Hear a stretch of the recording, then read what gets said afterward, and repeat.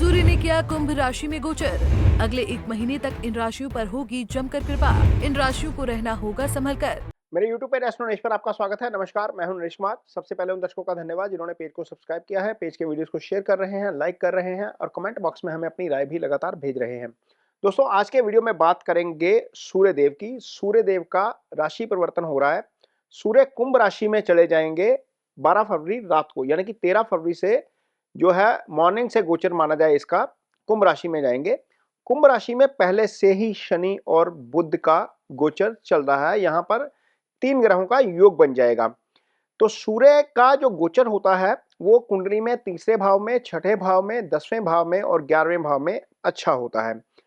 बुध का गोचर हालांकि तीसरे भाव में अच्छा नहीं होता। बुध दूसरे, चौथे, छठे, 8वें, 10वें और 11वें भाव में शुभ गोचर में होते हैं। इसी प्रकार शनि भी तीसरे, छठे, 11वें भाव में अच्छे गोचर में होते हैं। तो सवाल यह है कि सूर्य के इस गोचर का कौन सी राशियों के ऊपर पॉजिटिव असर पड़ेगा और कौन सी राशियों के ऊपर नेगेटिव असर पड़ेगा। नेगेटिव इसलिए है क्योंकि सूर्य और शनि की युति कई मायनों में अच्छी नहीं होती। ये आपस में दुश्मन भाव रखते हैं, दोनों फायरी प्लैनेट हैं। बुध इनके साथ आकर अशुभ हो जाता है। तो यहाँ पर 2 राशियां ऐसी हैं जिनको इसका नुकसान हो सकता है, जिनको खास तौर पर ध्यान रखना चाहिए। 4 राशियां ऐसी रहेंगी जिनको इसका फायदा होगा। तो सबसे पहली राशि जिसको इसका फायदा होगा वो है मेष राशि। मेष राशि के जातकों के लिए सूर्य पंचम भाव के स्वामी बनते हैं। पंचम भाव का स्वामी 11वें भाव में गोचर करेगा। 11वें भाव में शनि के साथ गोचर करना सूर्य का अच्छा है, क्योंकि शनि भी 11वें भाव में शुभ गोचर में होते हैं। तो निश्चित तौर पर अपने भाव को देखेंगे सूर्य, ये कुंडली आपके सामने है, अपने ही भाव को देखेंगे तो पंचम से संबंधित फलों की वृद्धि हो सकती है। सबसे पहले तो सूर्य जहां पर है उस भाव के फल करेंगे, जिस भाव को देख रहे हैं उसके फल करेंगे।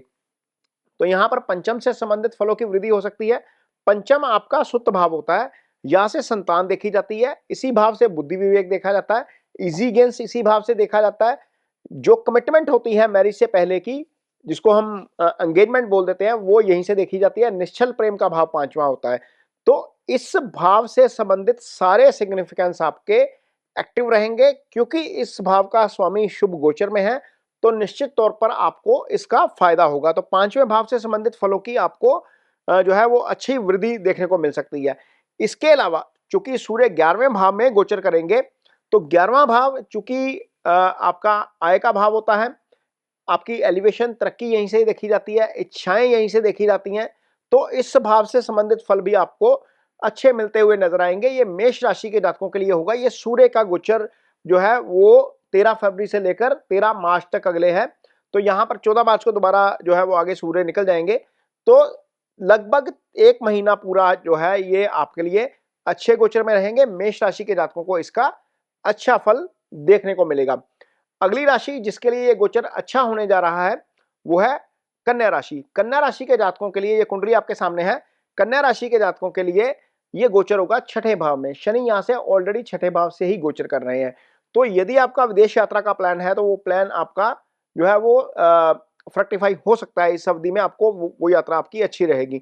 यदि आपके ऊपर कोई कोर्ट का केस चल रहा है, कोई लिटिगेशन चल रही है, कोई एलिगेशन चल रही है, कोई कर्जे वाली स्थिति है, तो वहां पर भी आपको थोड़ी सी राहत मिलती हुई नजर आएगी। छठा भाव रोग ऋण शत्रु का भाव होता है। सूर्य हेल्थ के कारक होते हैं। तो निश्चित तौर पर जिनको फिजिकल प्रॉब्लम हो रही है उनकी भी फिजिकल प्रॉब्लम थोड़ी सी जो है वो थोड़ी सी दूर होती जाती हुई नजर आएगी। यहाँ पर आपको स्वास्थ्य लाभ निश्चित तौर पर मिलेगा। यदि आपका कोई सरकार से संबंधित काम है जो फंसा हुआ है, जो नहीं हो पा रहा है, तो निश्चित तौर पर इस गोचर के दौरान सरकार से संबंधित काम भी होते हुए नजर आएंगे। खासतौर पर ऐसे काम जिनमें लिटिगेशन इन्वॉल्व है, जिसमें मुकदमेबाजी इन्वॉल्व है, क्योंकि जो कोर्ट्स होते हैं वो भी सरकार से ही देखे जाते हैं, क्योंकि सरकारी अफसर ही काम करते हैं। यहाँ पर शनि भी न्याय के कारक हैं, लेकिन मेन हम सूर्य से ही इसको देखेंगे। और शनि के साथ चूंकि गोचर कर रहे हैं, शनि भी छठे भाव में, तो वो भी यहाँ पर आपको अच्छे फल देंगे। तो कन्या राशि के जातकों के लिए भी ये कर्ज के लिहाज से, रोग ऋण शत्रु के लिहाज से, लिटिगेशन के लिहाज से या विदेश की यात्रा के लिहाज से अच्छा होने वाला है, क्योंकि 12वें भाव का स्वामी अच्छे गोचर में आपके। तो निश्चित तौर पर वहां आपको चीजें सही होती हुई नजर आएंगी। जिनका विदेश से संबंधित कारोबार है, जो इंपोर्ट का काम करते हैं, एक्सपोर्ट का काम करते हैं, इमिग्रेशन का काम करते हैं, जिनका काम करेंसी का है, उनको थोड़ा सा काफी लाभ होता हुआ नजर आ सकता है इस गोचर के दौरान। अगली राशि जिसको इसका फायदा होगा वो है वृषभ राशि। वृषभ राशि के जातकों के लिए ये गोचर 10वें भाव में होगा। 10वें भाव का वृषभ राशि का जो सूर्य का जो गोचर है वो निश्चित तौर पर काफी शुभ है, क्योंकि यहां पर सूर्य आकर दिग्बली हो जाते हैं। कुंडली में 10वें भाव में सूर्य यदि पड़े हों तो इसका मतलब है कि आपका जन्म दोपहर के समय हुआ है। 10वें भाव में सूर्य तभी आते हैं जब दोपहर का जन्म होता है, तो यहां पर सूर्य दिग्बली हो जाते हैं। वैसे भी ये कर्म का भाव है, यहां पर आप आकर सूर्य आपको डोमिनेंस देते हैं, आपको आपका प्रभाव बढ़ाते हैं। भले ही आप कोई कारोबार कर रहे हैं या नौकरी कर रहे हैं, आपका प्रभाव निश्चित तौर पर इस एरिया में बढ़ता हुआ नजर आएगा। यदि आपका कोई प्रॉपर्टी खरीदने का प्लान है तो यहां पर वो प्लान भी एग्जीक्यूट हो सकता है, क्योंकि यहां पर सूर्य की सीधी दृष्टि 4th हाउस के ऊपर रहेगी। 4th हाउस आपका सुख भाव होता है, यहीं से हम जितनी भी लाइफ में प्रॉपर्टी बनाते हैं, एसेट्स बनाते हैं, वो सारी इसी भाव से आती हैं। तो निश्चित तौर पर सूर्य का गोचर, शनि सूर्य की सामने दृष्टि 4th हाउस के ऊपर, सूर्य का अपने हाउस को ही डिफेंड करना, शनि का अपने भाव में होना, निश्चित तौर पर इन चीजों के लिए आपके लिए अच्छे फल लेकर आएगा, क्योंकि भाव का स्वामी शुभ गोचर में रहेगा, इसलिए आपको इसके अच्छे फल मिलेंगे। कारोबार में वृद्धि होगी, कार्यस्थल पर प्रभाव बढ़ेगा, प्रॉपर्टी से संबंधित जो काम है उनमें आपको सफलता मिलती हुई नजर आएगी। यहां पर आकर आप ज्यादा मेहनत के साथ काम करते हुए नजर आएंगे। ये वृषभ राशि के जातकों के लिए होगा। अगली राशि जिसके लिए ये फल अच्छा होने जा रहा है वो है धनु राशि। धनु राशि के लिए सूर्य का गोचर तीसरे भाव में होगा। तीसरा भाव देखिए, यहां पर सूर्य खुद बैठे हैं और भाग्य स्थान को देख रहे हैं। जब धनु राशि की कुंडली बनाएंगे तो सूर्य की जो सिंह राशि होती है वो आपके नवम स्थान में चली जाती है, यह भाग्य का स्थान होता है। इसका मतलब यह है कि भाग्य स्थान का स्वामी शुभ गोचर में चला गया। भाग्य स्थान का स्वामी गोचर में आकर अपने भाव को देख रहा है। ये वैसे ही लगन का मित्र है सूर्य। निश्चित तौर पर धनु राशि के जितने भी जातक हैं, कोई भी आप काम करेंगे इस एक महीने के दौरान, वहां पर आपको अपने कार्यों में सफलता मिलती हुई नजर आएगी। यहां पर कई बार क्या होता है कि आप कोई काम एग्जीक्यूट करने की कोशिश करते हो तो रास्ते में अड़चन आ जाती है, तो ये अड़चनें यहां से रिमूव होती हुई नजर आएंगी। इस महीने के दौरान अध्यात्म की तरफ आपका विशेष ध्यान जा सकता है। भाई के साथ यदि कोई तालमेल में कमी आ रही है, कोई मिसअंडरस्टैंडिंग हो रही है छोटे भाई के साथ, तो वहां पर चीजें आप देखेंगे कि करेक्ट होती हुई नजर आएंगी। ये चीजें देखने को मिलेंगी धनु राशि के जातकों को इस गोचर के दौरान। अब अगली दो राशियां जिनको थोड़ा सा ध्यान रखना है, पहली राशि है कुंभ। निश्चित तौर पर कुंभ राशि के जातकों को थोड़ा सा अपने टेम्परामेंट के ऊपर काम करना पड़ेगा। इसका कारण यह है कि आपके चंद्रमा के ऊपर से शनि और सूर्य दोनों का गोचर है।